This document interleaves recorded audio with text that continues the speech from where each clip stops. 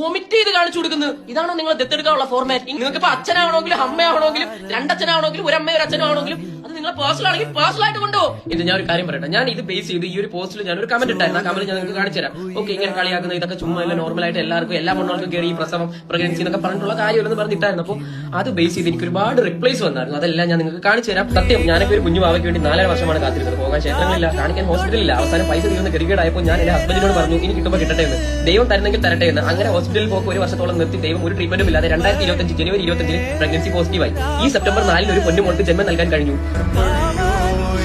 ഒരു കാര്യം മനസ്സിലാക്കുക, എത്ര സ്ത്രീകളെന്നറിയാമോ ഇപ്പോഴും കൊച്ചുങ്ങളില്ലാതെ വിഷമിച്ചുകൊണ്ടിരിക്കുന്നത്. ഇതൊക്കെ കാണുമ്പോൾ അവർ വീണ്ടും സന്തോഷിക്കുന്നതാണെന്ന് വിചാരിക്കുന്നത്. നീ ഇപ്പോ ഇങ്ങനെ കാണി നോക്കി, നീ പെണ്ണാണെന്ന് പറയുന്നു, നിനക്ക് പ്രസവിക്കണമെന്ന് പറയുന്നു. ഞാൻ ഒറ്റ കാര്യം ചോദിക്കുന്നുള്ളൂ, നിനക്ക് പീരീഡ്സ് പെയിൻ എന്താണെന്ന് അറിയാമോ? ആ പെയിൻ നീ അനുഭവിച്ചിട്ടുണ്ടോ? ആ പീരീഡ്സ് വരുന്നതിന് മുന്നേ ഉള്ള പെയിൻ നീ അനുഭവിച്ചിട്ടുണ്ടോ? കൈവേദന, കാലുവേദന, മുട്ടുവേദന, ജോയിന്റ് വേദന, അത് വേദന, ഇത് വേദന, ബാക്ക് പെയിൻ, അങ്ങനെ ഇങ്ങനെ കുറെ വരും. അതൊക്കെ നീ സഹിച്ചിട്ടുണ്ടോ? അല്ലെങ്കിൽ നീ പ്രഗ്നന്റ് ആണോ